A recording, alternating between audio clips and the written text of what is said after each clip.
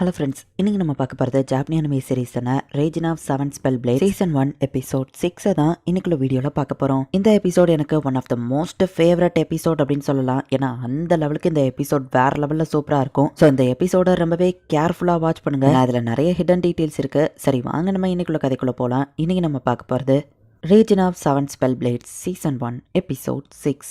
மிளகன் வந்து கேட்டியை பிடிச்சி வச்சிருக்கா. எனக்கு இன்னொரு பேரும் இருக்கு, நாளைக்கு ஸ்னேக் ஐ மிளகன் அப்படின்னு சொல்றா. அவளோட பார்வை மேல பற்றாம நம்ம ஹீரோ சொல்றான். ஹீரோவும் அவ்வளோ ஒரே தண்டர் அட்டாக் யூஸ் பண்ணாங்க. பட் அவளோட ரொம்ப ஸ்ட்ராங்கா இருக்கு. நனாவு கேக்குள்ள அவ ஸ்வாட வச்சு ஃபைட் பண்றா. அவளா தரையை லைட்டா உடச்சு நனாவு காலை தடிக்க விடுறா.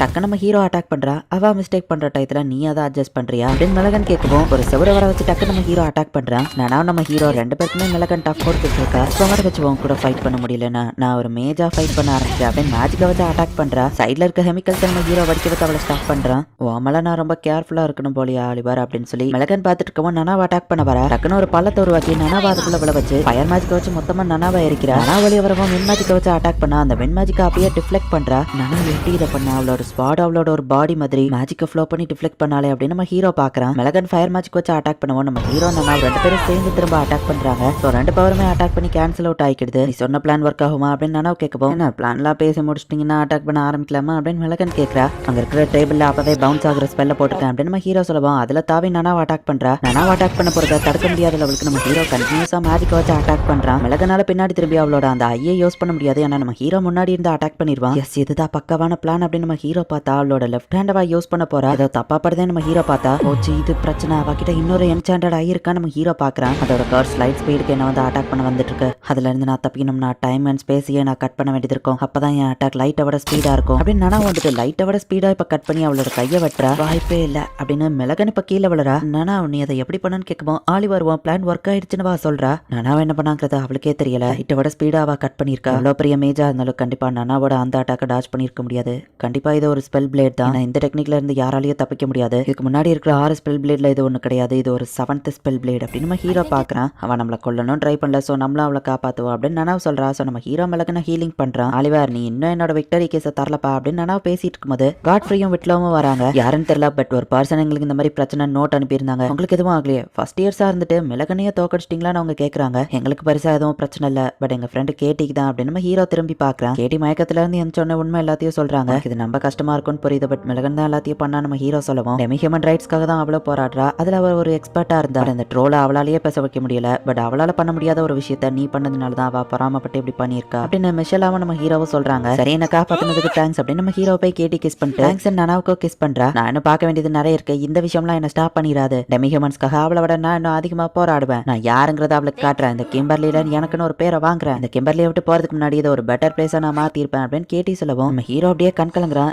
என்னாச்சு ஆலிவர் அப்படின்னு கேட்டி கேட்கவும் ஒன்னும் இல்ல, நீ மாறாம இன்னும் அப்படியே இருக்க, அதை நினைச்சு சந்தோஷப்பட்டேன் அப்படின்னு நம்ம ஹீரோ சொல்லிட்டு இந்த தடவை எதுவும் ஆக விடாம எனக்கு இம்பார்ட்டன்டானவங்களை நான் ப்ரொடெக்ட் பண்ணிட்டேன் அப்படின்னு நம்ம ஹீரோ ஹாப்பி ஆகிறான். கேட்டி நீ இப்படி அசால்ட்டா கிளாஸ்க்கு வரைய எந்த பிரச்சனையும் இல்லையான்னு கேட்கவும் அந்த மிளகனை பார்த்து நான் ஏன் பயப்படணும், அவ தான் என்ன பார்த்து பயப்படணும் அப்படின்னு கேட்டி பேசிட்டு வந்துட்டு இருக்கா. ஆலிவர் ஹான் நீ அப்புறமா என்ன வந்து மீட் பண்ணுவோம் கிட்ட கொஞ்சம் பேசணும் அப்படின்னு டாரியஸ் சொல்லிட்டு போறான். இங்க என்ன பண்றோம் நம்ம ஹீரோ கேட்கவும் எனக்கு ஒரு டேலண்டடான ஸ்டூடெண்ட் இருந்தான். பட் அவனோட ஸ்பெல்லே அவனை கொண்டுச்சுன்னு சொல்லவும் அவங்க ஸ்பெல்லே அவங்களை கன்சியூம் பண்ணிட்டா நம்ம ஹீரோ கேட்கவும் ஒரு மேஜ்க்கு ஹானரபிளான டெத்துனா அது இதுதான். ஏன்னா இப்படி அவங்க சாகும்போது ஒரு புது விஷயத்தை கண்டுபிடிச்சு மற்ற மேஜர்ஸ்க்கு சொல்லிட்டு போவாங்க அப்படின்னு டாரியஸ் பேசிட்டு போயிட்டு இருக்கும்போது திடீர்னு ஒரு மான்ஸ்டர் வருது. அசால்ட்டாக அதை வெட்டுறான். இந்த மான்ஸ்டர் கர்டாவோடவும் ரொம்ப ஸ்ட்ராங்கு. அசால்ட்டா இதை கொண்டீங்களே நம்ம ஹீரோ கேட்கும். இதே மாதிரி 100 மான்ஸ்டர் வந்தாலும் கிம்பர்லியில் இருக்கிற டீச்சர்ஸ்லாம் அதை கொள்ற லெவலுக்கு ஸ்ட்ராங் ஆனவங்க அப்படின்னு நம்ம சொல்றான். அந்த கேட்டு இன்னும் ஓப்பன்லேயே இருக்கு. இது வழியா தான் அந்த மான்ஸ்டர் வந்திருக்குன்னு நினைக்கிறேன் அப்படின்னு டாரியஸ் இப்போ அந்த ஸ்பெல்ல டிஸ்பெல் பண்றான். நான் அவங்க கிட்ட ஒன்று கேட்கலாமா? மேஜிக்கல் பயாலஜியில் உங்களுக்கு இன்ட்ரெஸ்ட் கிடையாதுன்னு தெரியும். பட் மிளகன் இடத்துல இருந்த கெமிக்கல்ஸை பார்த்தேன். அந்த ட்ரோல் இன்டெலிஜென்ஸ் ஆப்ரேஷன்ல உங்களுக்கும் பங்கு இருக்குது இல்ல? உங்களுக்கு தான் டெமி ஹியூமன்ஸை பிடிக்காத நம்ம ஹீரோ கேட்கவும் நீ உண்மையிலேயே திறமசாலி தான். யாராலையும் இவ்வளோ ஈஸியில் நான் அதில் இன்வால்வ் ஆயிருக்கேன்னு கண்டுபிடிக்க முடியாது.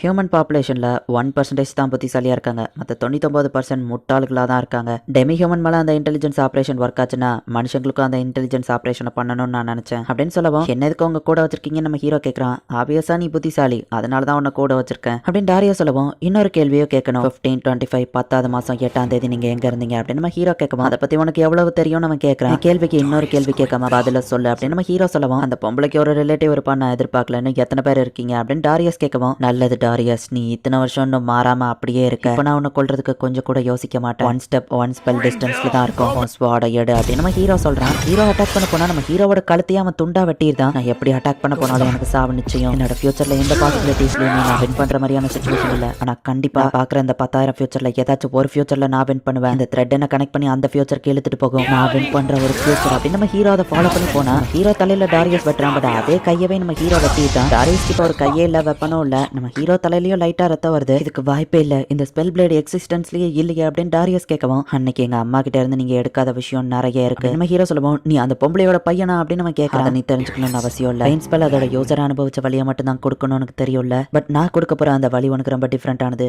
எங்க அம்மாவை நீங்க டார்ச்சர் பண்ணப்போ 148 வழிகள்ல அவங்கள டார்ச்சர் பண்ணீங்க. அதை தான் நான் இப்போ உனக்கு கொடுக்க போறேன். கரெக்டான வார்த்தையை நீ சொல்லிட்டேன்னா நான் அதை ஸ்டாப் பண்ணிட்டேன் அப்படின்னு நம்ம ஹீரோ சொல்லுவோம். வெயிட் பண்ணு அப்படின்னு டாரியஸ் பேசிட்டு நம்ம ஹீரோ ஆரம்பிக்கிறான். வழியில டாரியஸ் துடிக்கிறான். ஒரு டீச்சர் மேலேயே என்ன தைரியம் இருந்தா கை வைப்பன்னு கேட்பவோ தப்பான வார்த்தைகள் அப்படின்னு திரும்பவும் அட்டாக் பண்றான். கிம்பர்லி அகாடமியை மொத்தமா பகிச்சுக்கிட்டியா, உன்னை சும்மா விட மாட்டாங்க அப்படின்னு நம்ம சொல்லுவோம். தப்பான வார்த்தைகள் அப்படின்னு திரும்பவும் நம்ம ஹீரோ அட்டாக் பண்றான். என்ன விட்டு நமக்கு தப்பு தப்பு தப்பு நம்ம ஹீரோ அவனை அட்டாக் பண்ணிட்டே இருக்கான். நம்ம ஹீரோவோட அம்மா தப்பிச்சு போய்கிட்டு இருக்காங்க. அப்ப ஒரு 6 மேஜர்ஸ் சேர்ந்து அவங்களுக்கு கார்னர் பண்றாங்க. அதுல இந்த டாரியஸ் அவங்க அம்மாவை பண்ண டார்ச்சர் தான் நம்ம ஹீரோ பண்ணிட்டு இருக்கான். வெறும் 57 தான் முடிஞ்சிருக்கு. எங்க அம்மா அனுபவிச்சதுல பாதி கூட நீ இன்னும் அனுபவிக்கல. டாரியஸ் நீ எந்திரி, உன்னால முடியும். இத்தனை வருஷமா நான் எதிர்பார்த்துட்டு இருந்த எதிரி இவ்வளவு வீக்கான முடிப்பாவும் ஒருத்தி இதை விட அதிகம் பேச நம்ம ஹீரோ சொல்லுவோம். இதுக்கு மேல என்னால முடியல, ப்ளீஸ் என்ன கொன்றன் டாரியஸ் சொல்லுவோம்.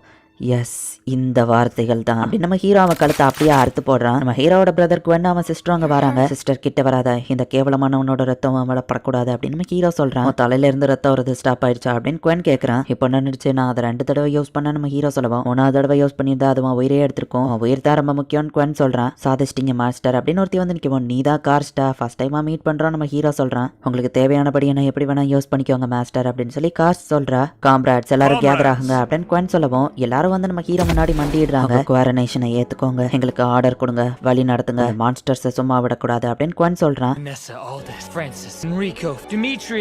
அண்ட் கடைசியா அப்படின்னு நம்ம ஹீரோ சொல்றான். இந்த சீக்ரெட் வழி அவங்களுக்கு தெரியாதா, உண்மையிலேயே இந்த வழியா போனா தப்பிச்சிடலாமா அப்படின்னு நம்ம ஹீரோவோட அம்மா கேட்டுட்டு ஹெல்ப் ரொம்ப தேங்க்ஸ் அப்படின்னு அவங்க திரும்பி பார்த்தா அவங்க முதுகுலயே கத்திய வச்சு குத்துறா. காப்பாத்துற மாதிரி கூட்டிட்டு போய் கொலை பண்ணது வேற யாரும் இல்ல, கிம்பர்லியோட பிரின்சிபல் எஸ்மராடா அப்படின்னு நம்ம ஹீரோ யோசிக்கும் போது ஸ்வார்ட் ஆஃப் வெஞ்சன்ஸோட ஃபைட் பண்ணக்கூடாது, ஸ்வார்ட் ஆஃப் மியூச்சுவல் லெவலில் ஃபைட் பண்ணணும் அப்படின்னு நான் சொன்னதை யோசிச்சு அதை நானே எக்ஸ்பீரியன்ஸ் பண்ணி தெரிஞ்சுக்கிட்டேன் அப்படின்னு நம்ம ஹீரோ நினைக்கிறான். இந்த இடத்துல இந்த எபிசோட் முடியுது. ஸோ ஆக்சுவலி நம்ம ஹீரோவும் ஒரு ஸ்பெல் பிளேட் யூசர் தான். அண்ட் நம்ம ஹீரோ யூஸ் பண்ணது 4th ஸ்பெல் பிளேட். யாரா இருந்தாலும் சரியா ஒரு ஸ்பெல் பிளேடை யூஸ் பண்ணாங்க அப்படின்னா அவங்க எனிமியெல்லாம் அந்த அட்டாக்கை டாச் பண்ணவே முடியாது. அதுதான் ஸ்பெல் பிளேடோட power. 2 spell blade user fight பண்ண என்ன நடக்கும் அப்படிங்கறத இப்போ வரைக்கும் நமக்கு காமிக்கல. நம்ம ஹீரோவும் ஒரு ஸ்பெல் பிளேட் யூசர் அண்ட் கிம்பர்லியில் இருக்கிற எல்லா டீச்சர்ஸையும் கொல்றதுக்காக தான் இங்க வந்திருக்கான். அதுவும் அவங்க அம்மாவோட சாவுக்கு பழி வாங்குறதுக்காக. நம்ம ஹீரோ ஸ்பெல் பிளேடையே யூஸ் பண்றான்னா அந்த லெவலுக்கு நம்ம ஹீரோ ஸ்ட்ராங்கானவன். பட் வீக்கானவன் மாதிரி மத்தவங்க முன்னாடி நடிச்சிட்டு தான் இருக்கான். இதுக்கப்புறம் தான் கதை வேற லெவலில் சூப்பராக போகும். ஸோ மிஸ் பண்ணாமல் பார்த்து என்ஜாய் பண்ணுங்க. அண்ட் உங்களுக்கு இந்த வீடியோ பிடிச்சிருந்தது அப்படின்னா லைக் பண்ணிட்டு அப்படி மறக்காம நம்ம சேனலை சப்ஸ்கிரைப் பண்ணிருங்க. தேங்க்யூ ஃபார் வாட்சிங். Bye guys. நெக்ஸ்ட் எபிசோட்ல மீட் பண்ணலாம்.